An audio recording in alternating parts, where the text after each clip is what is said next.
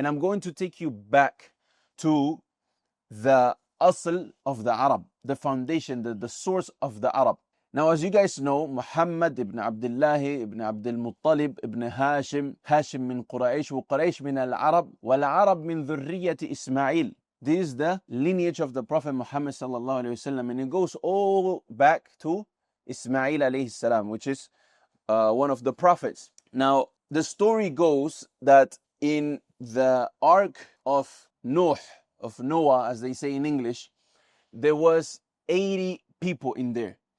And amongst those people and amongst those men, there was one called Jurhum. Now, when the ark and that boat went to Al-Judi, which, got stopped in a mountain, then everybody came down and all the species came down, and then they started to repopulate that area. And from that area, many people, they started to migrate. From amongst those people, the descendants of Jurhum.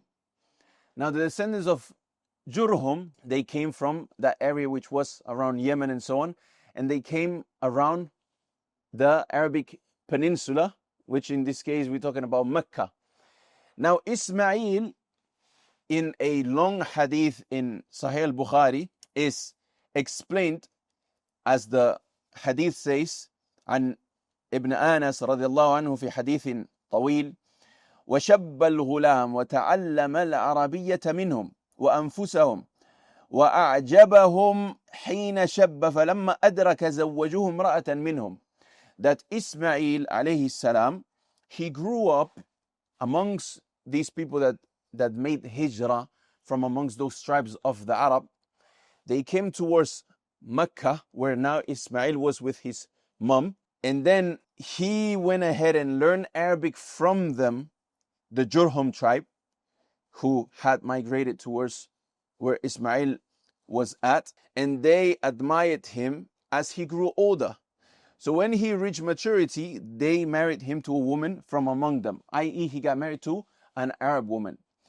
So here you can see that Ismail, being you can say the father of the main descendants, the main lineage of the Prophet Muhammad ﷺ, he learned the Arabic language from the Arab themselves. Now, all of this I'm explaining to you in very summary and a little bit vague without details, just for me to get to a point, which is, at that time, there was no grammar, there was no rules, there was no mubtada, no khabar, no syntax, i'rab, all of these things. But rather, as you can see, Ismail, he learned the Arabic language from them, as in from just living with them and seeing how they express their intents on a day-to-day basis about what they want to say, about what they want to make the other person understand.